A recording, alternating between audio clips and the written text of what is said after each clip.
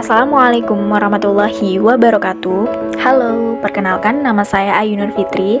Di sini saya akan mempresentasikan proses pembelajaran yang berbasis culturally responsive teaching yang pernah saya laksanakan pada saat PPL di 11 MIPA 3 di SMA Negeri 1 Rogo Jampi Taruna Budaya. Sebelum itu kita harus mengenal dulu apa sih CRT atau pendekatan Culturally Responsive Teaching itu.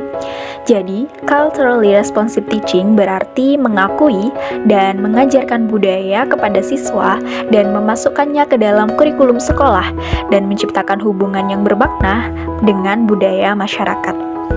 Culturally Responsive Teaching bertujuan untuk membantu memberdayakan siswa dengan menggunakan koneksi budaya yang bermakna untuk menanamkan pengetahuan, keterampilan sosial, dan sikap. Berikut merupakan modul ajar yang sudah saya susun, yaitu terkait materi sistem reproduksi subbab menstruasi. Modul ajar ini sudah berbasis responsif budaya, di mana jika dilihat pada tujuan pembelajarannya, yaitu melalui diskusi studi kasus fenomena yang ada di lingkungan sekitar, peserta didik diharapkan mampu menganalisis dan menjelaskan siklus menstruasi dengan benar. Selanjutnya, dimensi profil pelajar Pancasila. Saya mencantumkan 6 dimensi profil pelajar Pancasila, namun yang dilaksanakan proses penilaian hanya 2 dimensi, yaitu gotong royong dan juga bernalar kritis. Di sini terdapat unsur pembelajaran berbasis budaya, yaitu pada pertanyaan pemantik, di mana guru memberikan persepsi dengan menyampaikan sebuah pertanyaan, yaitu apa yang dirasakan oleh wanita saat menstruasi, bagaimana cara mengatasi jika disesuaikan dengan masyarakat sekitar, apakah ada larangan yang harus dihindari pada saat menstruasi, mengapa demikian. Nah, pertanyaan-pertanyaan pemantik ini disusun berdasarkan fenomena yang ada di sekitar peserta didik dan juga pernah dialami oleh peserta didik. Dari jawaban peserta didik, kemudian guru menampung jawaban dari peserta didik dan diakhiri dengan pemutaran video pembelajaran penyebab menstruasi terdapat nyeri yang berlebihan. Kemudian target peserta didik, di mana 11 MIPA 3 terdiri atas 35 siswa, laki-laki sejumlah 10 siswa dan juga perempuan sejumlah 25 siswa. Pengelompokan siswa dilakukan secara heterogen, di mana siswa dengan kemampuan yang tinggi, rendah, dan juga sedang dijadikan satu dan diacak secara merata. Selanjutnya yaitu kebiasaan membaca Asmaul Husna dan juga menyanyikan lagu Indonesia Raya. Kegiatan ini dilaksanakan sebelum kegiatan pembelajaran pada jam pertama dimulai, di mana 10 menit sebelum kegiatan jam pembelajaran, guru harus sudah berada di dalam kelas.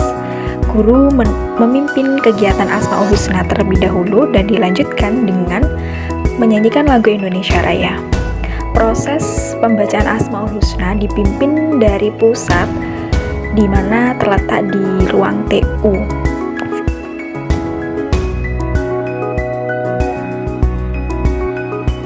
Selanjutnya masuk ke dalam sintak pembelajaran yang pertama, di mana pada kegiatan pendahuluan guru seperti biasa akan membuka kegiatan pembelajaran dengan salam, kemudian membacakan doa dan juga mengabsen peserta didik. Di sini guru juga melaksanakan persepsi terkait pembelajaran yang sudah dilaksanakan di pertemuan sebelumnya. Selanjutnya guru akan melaksanakan sintak pembelajaran, di mana pada sintak pembelajaran khususnya pada sintak 1 pada mengorientasi siswa pada masalah, di sini terdapat bagian yang memancing pengetahuan peserta didik terhadap budaya yang ada di sekitar. Peserta didik diberikan pertanyaan-pertanyaan pemantik, di mana nanti jawabannya akan dimasukkan atau dihubungkan ke dalam kegiatan pembelajaran. Selanjutnya ditutup dengan pemutaran video. Modul ini juga terdapat pendekatan pembelajaran yang mengarah kepada teaching at the right level, di mana di sini proses pembimbingan dalam kelompok yang dilaksanakan oleh guru itu menggunakan prinsip TARL. Jadi guru akan lebih memaksimal memberikan pembimbingan kepada peserta didik yang memiliki tingkat pengetahuan yang rendah. selanjutnya masuk ke dalam lembar kerja peserta didik, di mana pada halaman pertama terdapat tujuan pembelajaran. Nah, tujuan pembelajaran ini disusun berdasarkan model dan pendekatan dalam pembelajaran, di mana model pembelajaran yang digunakan yaitu berbasis studi kasus karena menggunakan model problem based learning. Nah, studi kasus yang digunakan berkaitan dengan fenomena budaya yang ada di sekitar peserta didik. Kemudian, di sini juga terdapat barcode untuk memfasilitasi kebutuhan peserta didik, khususnya dalam hal gaya belajarnya.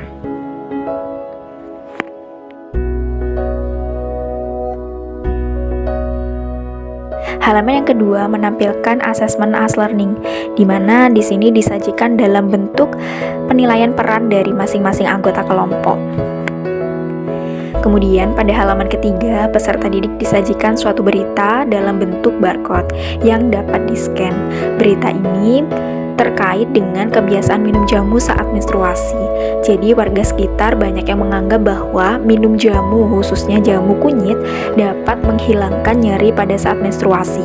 Nah, di sini setelah membaca artikel ini, peserta didik kemudian menganalisis bacaan di atas dengan cara menjawab pertanyaan yang disediakan, lalu menghubungkan bacaan berita di atas dengan siklus menstruasi. Diakhiri dengan proses menyimpulkan apakah tradisi tersebut mitos atau fakta, sehingga peserta didik ke depannya mampu mengambil pengetahuan untuk dilaksanakan.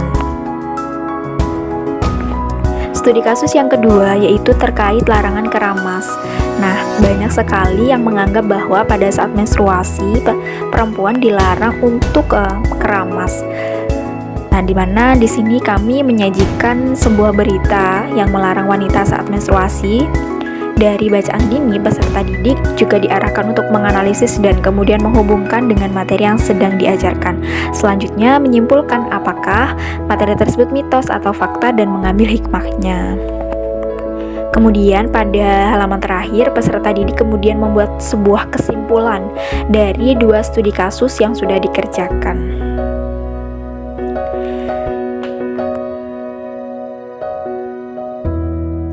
Terima kasih, itu dia presentasi dari saya. Kurang lebihnya saya mohon maaf. Wassalamualaikum warahmatullahi wabarakatuh.